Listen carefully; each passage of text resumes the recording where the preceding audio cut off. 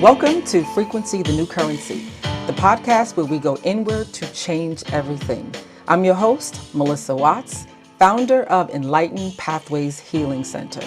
I will never thank you for your time because time is elusive.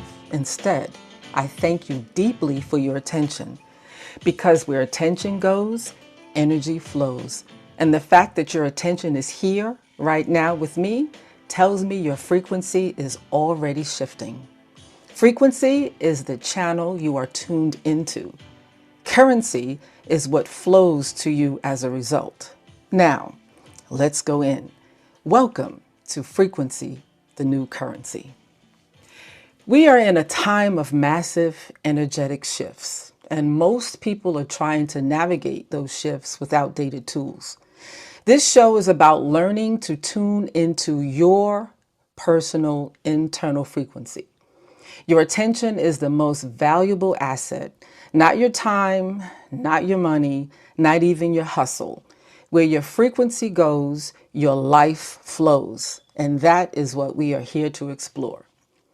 We will broadcast one show a month for the rest of the year, and that's 7 conversations with men and women who are living proof that inner shifts create outer change. We'll talk to healers, mystics, scientists of the soul, and leaders who lead from the inside out. Now, today we don't want to begin with the mind. We're going to begin with the cosmos because your chart was solidified the moment you took your first breath.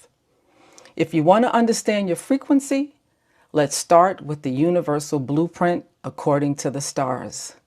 Now, my guest today has spent decades decoding that cosmic blueprint for thousands of people, and she is here to help you understand the language of the stars. Stella Wilde is a cosmic pathfinder, intuitive astrologer, and tarot reader who has spent decades helping people decode their frequency into their blueprint of the stars. She brings together astrology, tarot, psychology, and deep intuitive insights to help people see clearly, choose wisely, and move forward with confidence. Through her work, both private readings and on YouTube, she translates the energy of the cosmos into real, practical wisdoms for real life. You can find Stella at stellawilde.com, on YouTube, and on social media. She's at Real Stella Wilde. So please welcome my guest. I am so happy to have her today on the show. Our inaugural episode, Stella Wilde.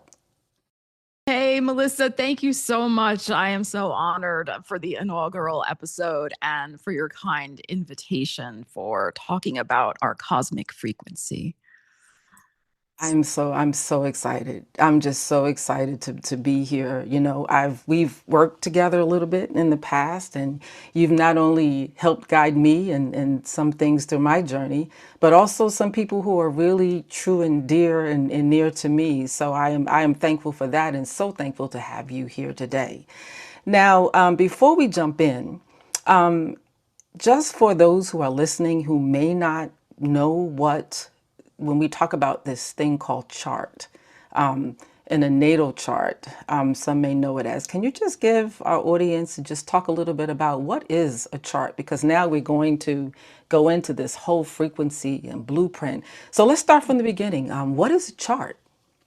Okay, yeah. So basically, you can call it a chart, a blueprint, a mandala of possibilities, which is what I like to call it. But it is a snapshot of the sky at the moment that you took your first breath into this world. So it is the chart is derived from the mathematical calculations of when and where you were born. And that's where we get the houses. We see, your moon is over here, your sun is in this house, you're an Aries or you're a Capricorn, that's where we get all that from. So it is, it is an energetic blueprint. I love that expression also, but it really is a guide. And some may say it's even a soul contract into possibilities for your life in this incarnation. Wow.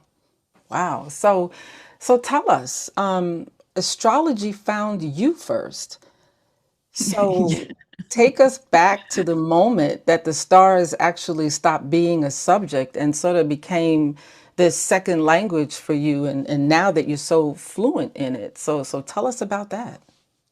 Okay, yeah. Well, it started a very, very long time ago.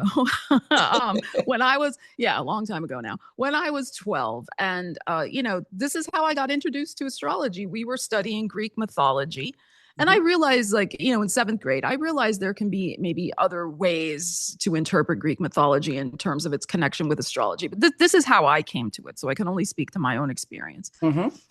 And so, I was fascinated by this, and somehow, the astrology angle was introduced into this. And for my birthday, I think that year, I asked for Derek and Julia Parker's astrology book, because you have to remember those were the days when there was no, internet. Mhm. So That's it right. was like you had to have the books or the magazines or, that type of thing.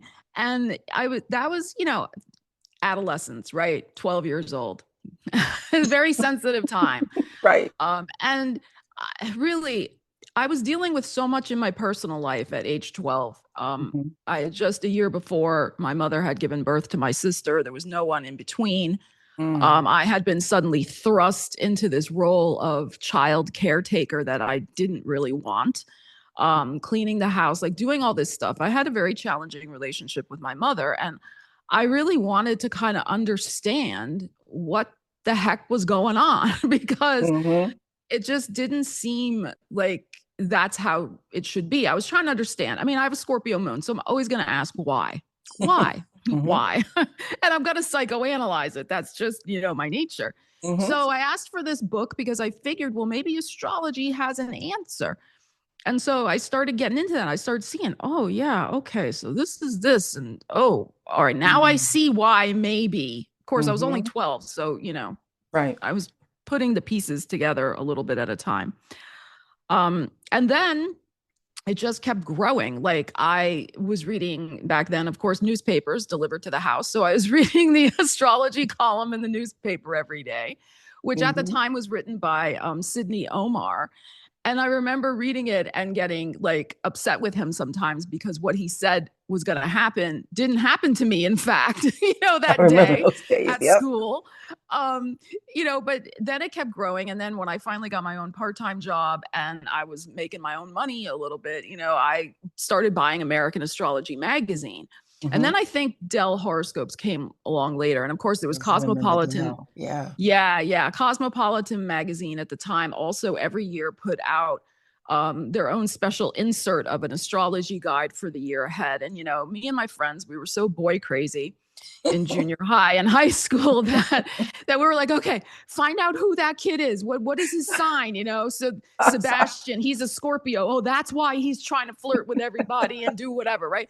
So it Yeah. really was a way of trying to make sense of my time because my adolescence was not easy. I know many people's is not, but it was just a lot. And it became a way for me to have something of my own that interest me and that, like I said, helped me try to make sense of what was going on in my world. Mm. I remember those days. I remember those days of, going to the columns and reading stuff. That is so cool. You brought back great memories. Yeah. Now So everything's on our phones, right? I So it's know, like kids these days, they don't know what it was like. I know what they're missing. uh, So, that is really it's interesting because I know that there were lots of, I was one of those kids, right? So, well, let's find out what sign he is.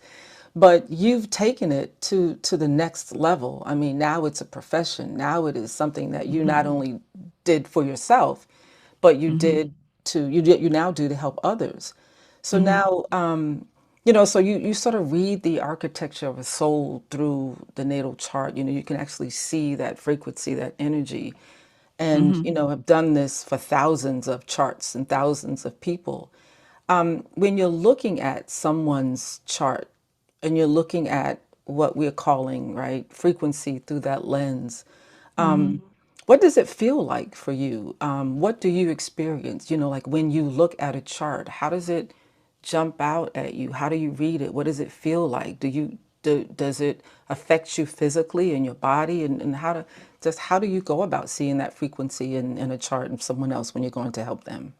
Yeah, that is such a great question. I mean, I'm always excited to create a new chart when somebody books a reading. I'm like, oh, I can't wait to see. Like, let's see what this Mm. is all about. So, of Mm-hmm. course, if somebody's booking a reading with me, they have a concern, they have a question. So I Mm-hmm. know what that is going in when I pull up the chart. But that's not how I approach looking at the chart. I really, I don't want to say it's like Where's Waldo, but it's kind of like that because you're looking at the chart the way I do it with what I call soft eyes. So Mm-hmm. I just let my third eye, but also my regular eyes, like just fall and see where am I immediately drawn to that chart? Because Mm. it's not always what the person's asking me about. It may be something else entirely.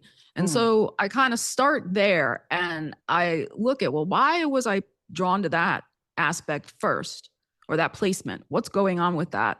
And then I start going around the wheel or I look elsewhere, but I that's how I start. Um, so it's not like I'm looking for evidence to justify or explain to my client first. Mm-hmm. Rather, I'm looking intuitively first at what is drawing me into that chart. Hmm. Wow, it sounds very third eye intuition, visual. It sounds like it's a combination of a lot of things. Yeah. So like if somebody, as an example, like if somebody is asking about their money and career life, I'm Hmm. when I first open their chart, I'm not immediately going to look to their Venus or their second house. That's not how Hmm. I do it. I Okay. just I'm like, all right, let me see what's there. Like, and what is my eye just falling on immediately when I pull up that chart? And like I said, then I start kind of intuitively moving around and taking notes because that's the other thing that I do. Like when I do a reading for a client, I do it all by hand, like my notebook. Like I have, okay, I noticed this, I'm seeing this, and then I'm like, okay, I know the transits that are happening now in the sky. So I'm like, oh, Mm. Jupiter is going wherever. Oh, I see that Leo thing she's got going on. And so that, I just take a lot of notes. And then I start, kind of putting together the narrative that ties in with their question. Hmm. Hmm. So it's kind of like working backwards in a sense, but that's how I do it. That's how I do it because I love that. That's really interesting, and yeah. it sort of flows for you, which I really love. Yeah, Um, because if you're looking for only the one thing that they're asking about, you're going to miss everything else. mhm.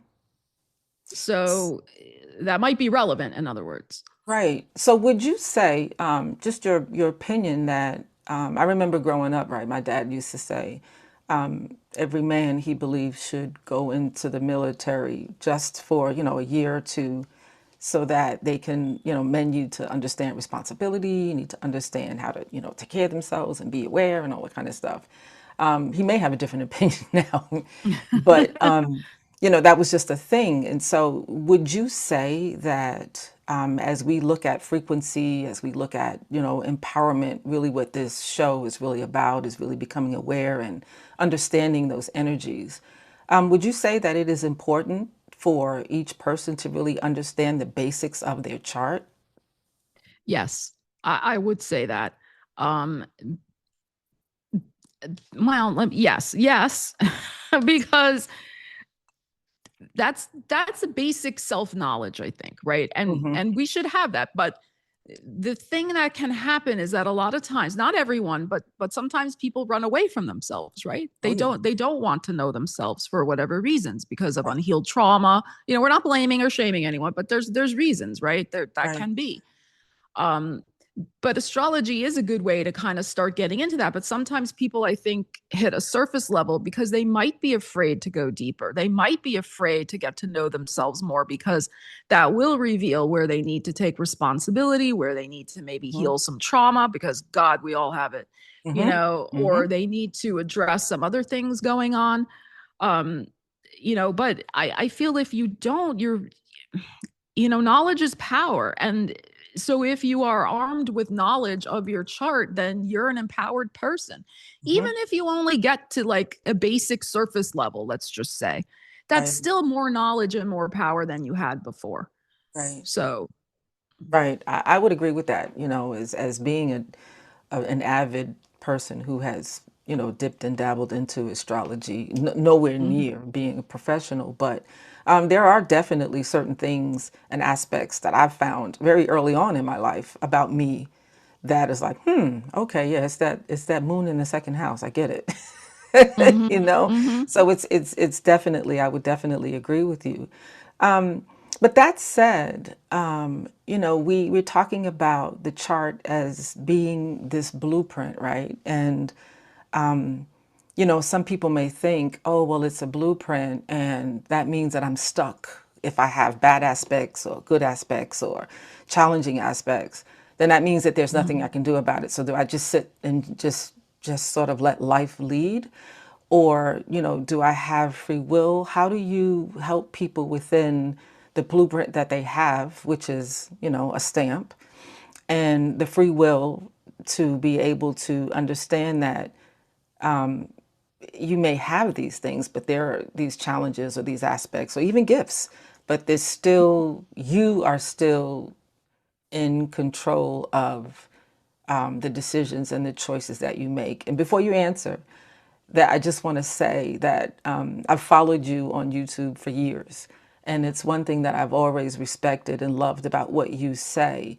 And you always say there's an opportunity for you to understand these energies so that you can make mhm, decisions and not that the energies are there and then that's it. So you always said that on your channel that, be mhm, knowledgeable of the energies that are at play so that you can play them the way you need to. So I'll stop there. I sort of mhm. gave it away a little bit, but I wanted you to expand on that because I've always loved that about how you've approached astrology as a blueprint as opposed to a free will and more of empowerment as opposed to Mhm. being a slave to it. Yeah, absolutely. That's the thing. You don't ever want to give your power away. I just don't believe in that. I don't advocate for that at all. And, Hmm. but when we're starting out, we can, like I did when I was 12, think that what Sydney Omar said was really going to come true. It gave my power away. I didn't know any better. Okay, that's Right, fine. right. But, the thing is I think there's three things going on. So you have your soul contract, your blueprint, your natal chart, right? Those are possibilities in your chart, and you can choose to manifest them in different ways. You can choose to heal them in different ways. You Hmm. can choose to work with them or not work with them. It's always up to you. And then we have the transits that are going on in the sky right now, right? The moon is in Pisces today, as an example. Uh, Jupiter is finishing up its transit of Cancer. So it's like you also have those that are affecting those particular areas of where you have Pisces, where you have Cancer. Okay. But Hmm. then I think there's also a third mysterious thing, and that is the universe, God, whatever you would like to label it. I'm not here to give a label. Hmm. I call it the universe, whatever. Karma is another word maybe people use. I sometimes use that too. But there's a third mysterious, I don't want to use the word force, but energy that is also at play, because I do feel that creates uh, divine timing, that creates synchronicities, that creates signs in your life also. So it's like kind of a combination of those three things, but your own will and empowerment and choices and responsibility is part of that. Hmm. If, that answers your Yeah, question. yeah, Yeah. it does. It does. So when you are feeling in alignment, when you are looking at your own chart and you are looking at the aspects, whether you have challenges or trines, positive things, when you are really in flow, what does your energy feel like to you when you're most aligned? How do you recognize that? How do you know it's like, yes, I'm using these energies right now and I feel fully aligned. Yeah. So I'm just going to be totally transparent with you. I did some deep thinking before meeting here with you today, because I love the questions so much that we're Thank talking you. about today. And one of the things that I was thinking about is how alignment is not always pretty, and I love it. it's not always easy, and that you can be aligned even during a difficult season. So, as an example, I mean, I chose that I was going to go move and help take care of my father who had dementia.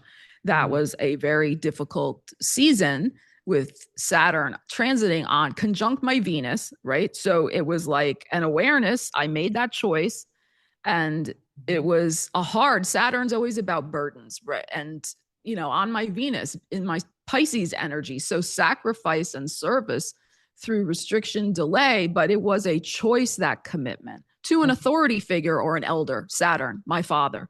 Wow. So, but I was aligned with that. Hmm. Okay. So, but then alignment can also be ease and flow. Absolutely. Like when I decided that, Jupiter in Cancer, I was like, I'm manifesting my next dream place I want to live in, and it Hmm. all lined up perfectly and flowed. And I was in alignment with that choice. Yes, I was, because I was ready for that. It took longer than I would have liked it. It took like 9 months longer, but it did happen, and it happened easily and in flow. And that's that third piece, that mysterious part of the universe. It wasn't Hmm. right yet, but when it was right, it flowed and it happened because I was aligned with it. But then I was thinking about it, and I was like, I was thinking about cars and how they go and get an alignment, because they Hmm. start veering off, right? You're Hmm. driving down the road, and it's like all of a sudden your car's pulling to the right or it's going to the left or whatever. So you have to get it aligned. So you Hmm. have to get it on the straight and narrow path again. And I was like thinking, is that really applicable, that word alignment, to people? And I was like, maybe it's more about being open. Maybe it's more about opening yourself up to whatever's in front of you and Yes, seeing where it will go rather than alignment. I hope that makes sense. it does make sense. You sort of blew me away in as you started to answer the question in the beginning when you talked about alignment can be difficult, can be tough, and you can be in alignment. And that is something that, I hadn't really thought about in that way before. And I think it's really important. We've been taught, I think, in this environment, in this society, that anything that is tough or anything that is, that doesn't feel good is bad. And there's a lot of lessons in that. And just like you said, it was a choice that you made to Mm-hmm. support your dad. It was a choice that you made to be able to be in a place that, you know, was tough. And you were truly aligned, and it was in the stars as well. And it was Mm-hmm. something that you navigated. And I think that is such an important thing to let people know, is that it's not always, what feels good and what looks good and what, sometimes in order to take those journeys that we need to take in order to continue the path of our own empowerment and understanding and wisdom, it comes through some of those difficult times. So I think that is absolutely a fantastic and a beautiful thing to share. So thank you for that. Mm-hmm. You're welcome. Yeah, I mean, especially too when you're talking about Saturn. It's not gonna. There's gonna be something that's gonna be challenging. Just there is. It's just the nature of one it. one who is ruled by Saturn, I understand, as a Capricorn. Yes, yes, yeah. Well, Capricorn rising over here too, so I get Oh my gosh, it. yes. So, Yeah. so So that that. said, Hmm. what is that? What is it that, from an astrological practice, right? What keeps your frequency calibrated on those days? I know you knew it was difficult. I know you understood that you had made this choice, but when those days are heavy and the path sometimes seems unclear because it is difficult, what keeps your frequency calibrated? What keeps your focus? What keeps you open? Hmm. For me, it's always been writing, Mm. always since I was a child. I mean, I was writing when I was 3 years old, even though I didn't know how to write, but I was scribbling and I said I was a writer and I was writing. Oh, wow. So it's always been that for me, which makes sense. of my natal chart placements. It makes total sense.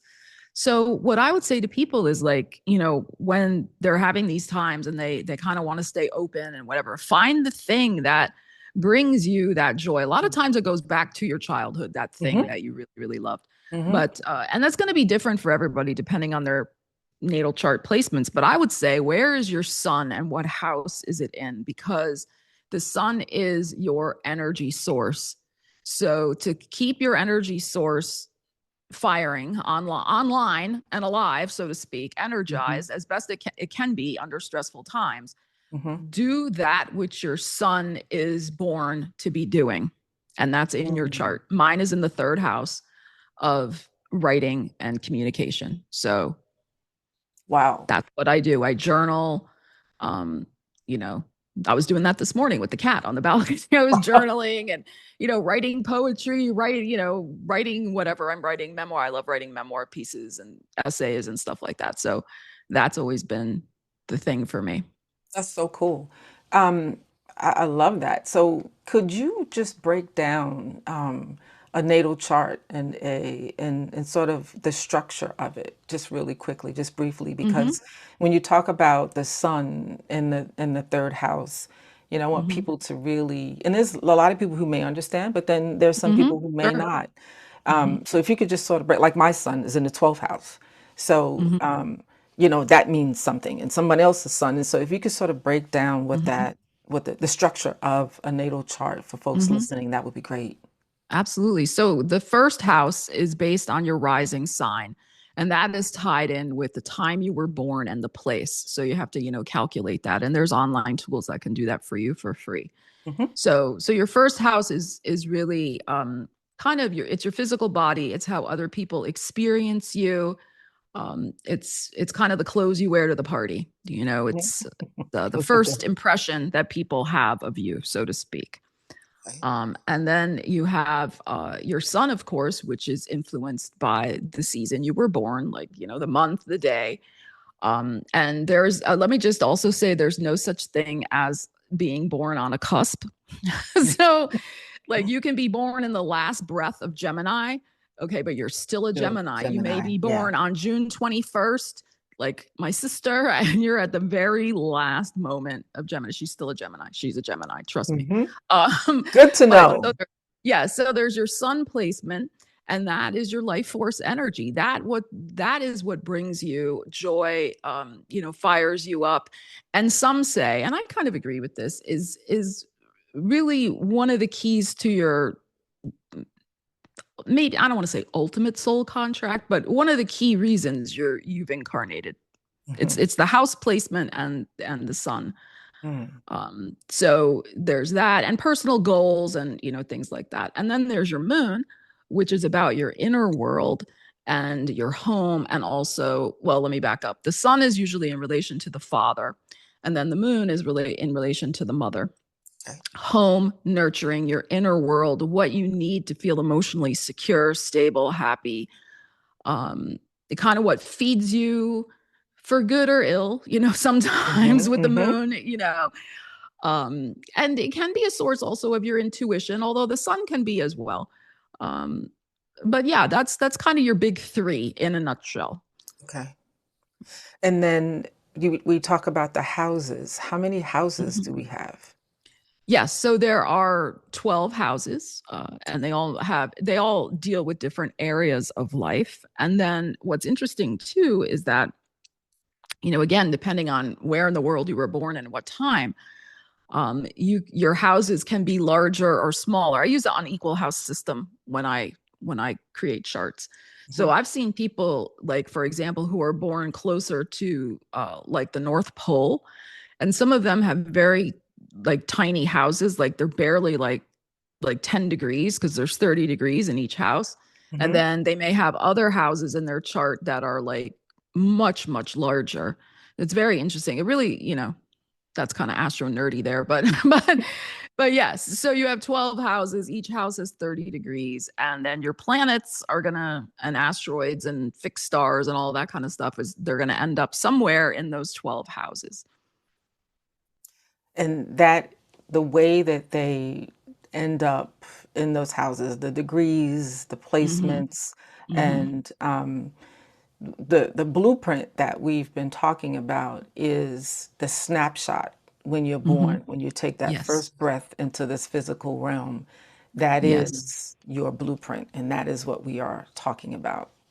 Yes. And then the planets do talk to one another within your chart as well, right? So you're going to have like, trines, which means that, your moon is in a water and maybe so is your sun. So they're in an easy alignment. They flow with one another. You can have squares, which can be, energy that is tense. You can have oppositions, energies that have to be balanced between two planets. So, there's all those nuances as well, conjunctions when two planets are, tightly fused together in your natal chart.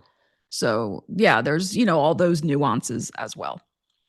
I tell you, there's a lot that goes into. I remember, we talked about a little bit earlier when I was a kid, and it was like, oh, astrology, this is going to happen, and you're a Taurus and you're a Leo, and it wasn't Mhm. until I got a lot older to really understand the nuances and the math that goes into really understanding what that blueprint means, and all of the nuances there within that. You have, as you say, you have the planets and they talk to each other, and then you have the placements and they mean different things in the different Mhm. houses, and then you have the elements, which we talked about a Mhm. little bit. You have your Right. water, your air, your Mhm. earth, your fire. And Mhm. so there's so many of these things that really make up this blueprint, but ultimately all of those things wrapped in together is the empowerment that we each have within ourselves to tap into, that make Mhm. us who we are.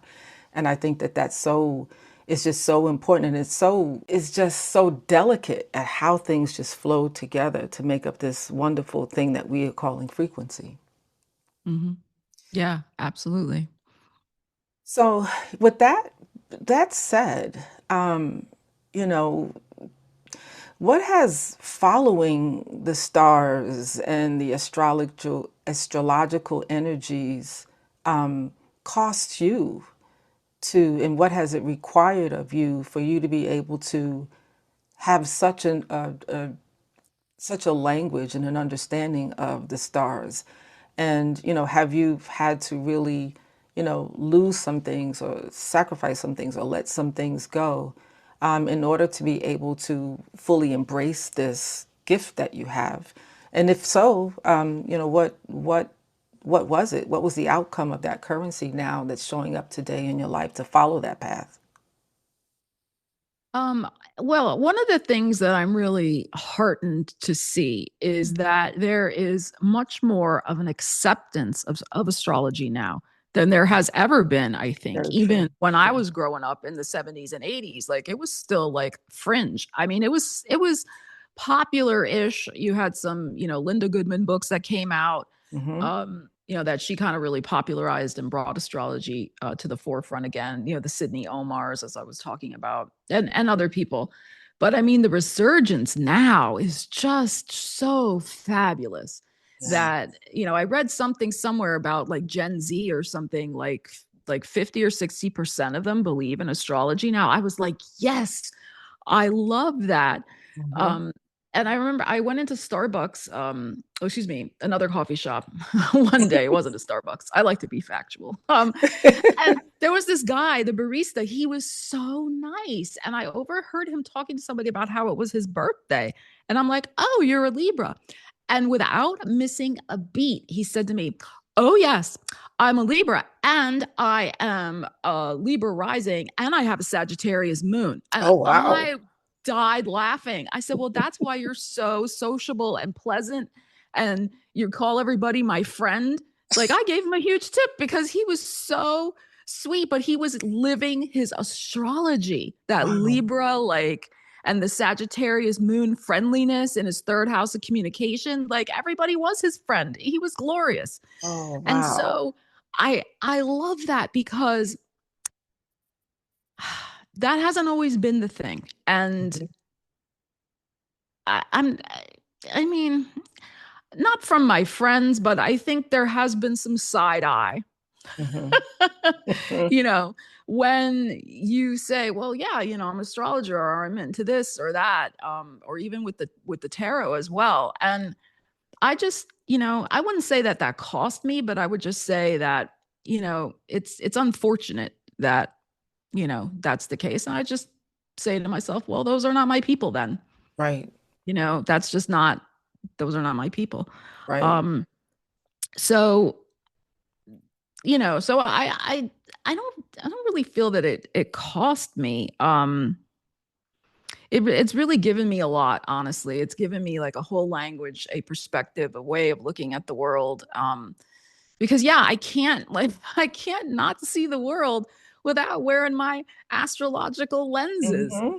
Mm-hmm. It's like you go into the bank and you make sure that a transaction goes through and you say to the teller, hey, I'm just double checking because it's Mercury retrograde. And they look at you like you have 5 heads, because they don't see the world that way. And that's fine. And Yeah. that's okay. But it's like it's become such a part of my life. I can't see really without not wearing those astrological Right. glasses. Um, so yeah, it's helped me. It's helped me enormously. It's given me a lot, and I'm very very grateful that I can share it here with you and share it on YouTube and really help people, give them some perspectives on their lives and choices they can make or not, and different ways of looking at things, and that's enormously gratifying to me. Oh, that's great. It's not what you've lost, but it's more what it's given you, which is awesome. That's Yeah. awesome. Well, if you were to describe your natal chart in your personal natal chart in a sentence or in a word, what would that sentence be? Or what would that word, if you were an astrologer, didn't know yourself, and someone gave you that chart and you said, what would that word be? This girl has a big mouth. This girl's got a lot to say, and she's gonna say it. I love Yeah. it. I mean, well, Yes. that was my nickname when I was a kid. My one of my dad's friends, he called me Blabs because I was always chattering. I was always talking about this, talking about that. He meant it very affectionately. He was a nice man. But yeah, I mean that's what, yeah, you have a sun in the third house Aries, you're gonna have stuff to say. You're gonna have stuff to say. So And yeah. thank you for it. Thank you for it. We need to hear it. I know that there are so many things that's happening sort of in the world today. And, even as I look back and this over my life and then looking at, my child's life and now I have a grandchild's life. And, you look at the difference between what those living, just the way we lived, is so different now. And Hmm. so, people are really wondering, like, what's next? What is this world going to be like in the next 6 months, in the next year, in the next? And we were just chatting before we got started. We were talking about how it just seems like how things are just speeding up and the world is Hmm. changing. Frequencies seem to be changing so much, and people are really, really questioning, what's next? What do I do? Who am I? And everybody is going through those shifts, I think, Hmm. in one way or the other. Yeah, So, absolutely. and as you think about that, one of the things that I want to do definitely on this show is to allow people like you who take your time out, who have a passion, who found your frequency and tapped into it, not only to help yourself, but to also help others. And so the one thing that I would love for you to get to the listeners, to walk away from that one thing for someone who reads the universe in language of the planets and cycles. But what is the most important thing that you would want someone to understand about their own frequency right now as we, look at the world and the state of the world the way that it is today? And not to Hmm. say that it's good or bad because I don't want to get into that, but it is Right. a thing. There is something that's going on. Hmm. Yeah. Well, this is going to be very Libra because that is my ninth house of life philosophy. Hmm. So I have always believed in balance, that you take a balanced approach as best you can. I mean, we all get triggered, of course. Okay. But then you got to bring it back to center, in my opinion. So take a balanced approach and not buy into fear. We've discussed how fear is false evidence appearing real, right? It can look Yes. so real and true, but it's really not. Go back to your center, which is your balance, which is yourself. Where is the harmony within you? And Hmm. like I was saying before, of going, like, if you're feeling a little unmoored and unsteady, which, of course, in these times, everybody can feel that way. Go back to where is your sun placement and your sun and your house placement of your sun, and Hmm. do those things that recharge that battery to get your balance back. But the same thing, if there's a transit coming up, and you're like, oh my God, Uranus, oh my God, like Uranus is now gonna like cause upheaval in my fifth house or whatever it's gonna do. Okay, calm down, right? Just come back to center, Hmm. because it's always how you respond to the energy, and there is always that mysterious other piece of the universe that is also responding. And I believe that universal frequency responds to balance, harmony, and love, not fear and upset and, all that other stuff. And yes, we can, of course, have our fears triggered. I'm not saying, that we don't, but, be mindful of how that happens. And is it because it's false evidence appearing real? And then having patience and not taking things personally as best you can. This is something that I, have been working on my whole life. So, and then, to love your birth chart, the good, the bad, the ugly. I have not seen one chart yet that didn't have something in it that needed attention, Hmm. you know, Hmm. that had an Hmm. opportunity, for growth. And the things you don't like, they are opportunities for growth. Know your triggers, but know that you can also trust yourself, because that's in your chart also. Right. Right. I think that is But so true.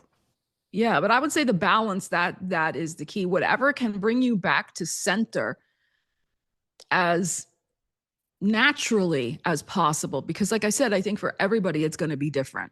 Hmm. I would agree. I would totally agree. And I think that's great, great, great advice. I mean, the whole fear mongering and Mm-hmm. you've got it down so wonderfully well and balanced as the true Libra in the ninth house would. Libra ninth house life philosophy. Try to stay as balanced, but our scales get rattled. That is for sure. Right, Absolutely.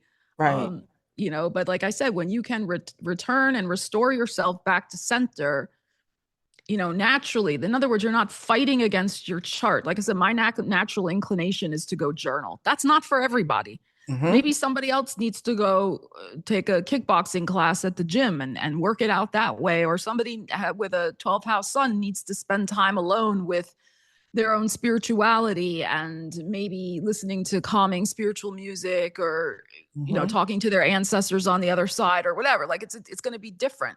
Right, So, right. but if you don't know your chart, then how are you going to know the best way to kind of recenter yourself? Exactly. And back to what we sort of talked about earlier is that everyone, I think everyone should at least take a peek. You don't have to become a master astrologer. You don't have to Mm-hmm. understand the ways of mathematics of how you get to different things, but just Mm-hmm. that high level understanding of, what is your rising sign? What is it? And everybody Mm-hmm. knows the sun sign. I think that's the one thing that's probably Mm-hmm. universally easy for most. But Yes. when you think about, okay, where is my moon? Where am I emotional? Where do I feel, like you say, that stabilizes me? It's something that I emotionally need, that's important to me. It's really good to understand just the basics of where those placements are. And for me, it is, like you said, whatever it is that works in order to keep you centered and to get you back to that place of empowerment and not giving your Mm-hmm. power away and understanding that frequency and tapping into it. it's a life-changing thing. Yes. And I would say, read as much as you can or watch YouTube videos and read from sources and watch videos from people you trust and that seem to have more of a balance rather than some sort of scary fear-mongering approach. That's Right, just my personal opinion.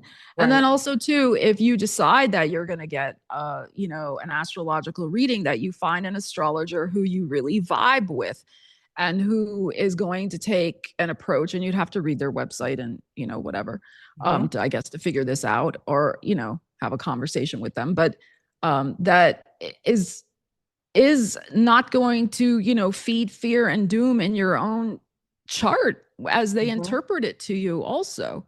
Right. So that's another thing to just keep in mind, because I have seen and heard some horror stories about that about that happening to Yeah, people. I can imagine. I can imagine, and Yeah. it's valid. It's very valid. Hmm. So if someone were to say, "Hey, this is interesting. I've never really thought about astrology in this way, and I do want to at least dabble in it a little bit before I go and investigate into maybe getting my charts read by someone else. Let me just get a little bit of background." What would you Hmm. suggest? Any books that for beginners that you would suggest that people would maybe try, or any websites that you would um suggest? yes, I mean, I do love astro.com to get your free birth chart. Okay. And also, Derek and Julia Parker's book is still in print, and that's the book I started with in 1970, whenever it was. Okay. um it's still in print. It's a hardcover, and it's still, I actually ordered it from Amazon because I don't know where my original one went.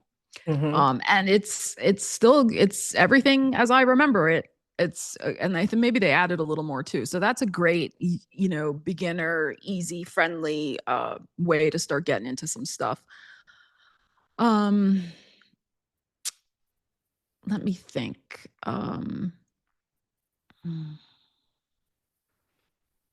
I mean, that's trying to look at my shelves here. That's where I would start. Okay. That's a good place to start. It's good to know that the book is still in print as well. Yeah, the reason I love that book is because it goes over everything. Mm. So it might seem overwhelming at first, but it gives you just enough to like understand, okay, well, this is this, and it does go through houses, but it doesn't give you like whole chapters on what this means if it's in this house. It just gives you enough Hmm. to kind of get an understanding. Okay. um so that's why I like it, and it's pretty comprehensive, because like I have individual books on like the houses in astrology and astrology of the moon, spiritual astrology, like, all that kind of stuff. There is one other book. I don't know if it's still in print. And she's a very funny writer. Let me see. It's right over here. Hold on. Oh, we like laughter. Yeah, she's a little sarcastic in the way that she's a little sarcastic in the way that she describes the signs. I don't, like I said, I don't know if it's still in print, but it's Secrets from a Stargazer's Notebook: Making Astrology Work for You by Debbie Kempton Smith. Oh, okay. And this book is really fun. And on the back of it, it says the definitive lazy person's guide to astrology. But it's just super fun. Her writing style is just fun. Um, so it's That's easy to great. read. Not too demanding. But I would start with the Derek and Julia Parker one. Okay. That is great. Thank you so much for letting the audience know. I know astrology hasn't been for everyone, but here is an avenue Hmm. that, Hmm. just for starters, just, pick up the book, or, um, Hmm. go online and astronet.com, was it? Just astro.com. Yeah. And you can get your free birth chart there. And they give you a few like little interpretations of it if you want, Okay, some basic stuff. Yeah. great. So Can you let the audience know where they can find you? Oh, yes. They can find me at stellawilde.com. That's my website with an E on the end of wild, stellawilde.com, and also at Stella Wilde on YouTube and at Real Stella Wilde on Facebook. That is awesome. And I will have to say that I have been following Stella for a while, and she's also very informative. She's funny. She sometimes she gives the gaveling down and say, "Hey, listen, wake up," which I find very endearing because we all need that, every now and then. And I love that. And your videos are just so warm and funny and inviting. And if you ever want to meet Bobo, her cat, he comes to visit in some of her YouTube videos. It's such a fun and warm place. And she also, we didn't talk about it here today, but Stella also includes tarot to her bag of repertoire that she does online. And it's just she has a unique way of how she reads the charts and how she does her videos. And so please do, if you're not a follower of her, please go and check out Stella. And Stella, I tell you, I have really enjoyed our conversation. I've been looking forward to this like for weeks now. And so I'm so happy that you decided to join us and to open up this series that of frequency, the new currency. And I couldn't want to do it with anyone else but you. So thank you for introducing us into the frequency and the blueprint of the stars and the blueprints that we all have, that we all really need to tap into. And this channel is really about empowerment and bringing people back to balance and not just fear mongering or even going too far to the other side. Everything is bliss and wonderful and nothing is wrong. Just that place of balance to where we can all just live the lives that we were meant to live, no matter what the outside world says. It truly was an honor. Thank you so much, Melissa. And I am so excited of what you're doing here with this channel because it is truly needed in the world. So thank you so much. So with that, thank you all for your attention, because where attention goes, energy flows. My intention is simple, that you receive exactly what you need to create your highest currency. Remember this, frequency is your new currency. Your internal state is your greatest power. Wholeness is not lost, it's simply waiting to be remembered. I am Melissa Watts. This is Frequency, the new currency. Frequency set, currency in motion, transmission complete. Now go change your world. Thank you so much.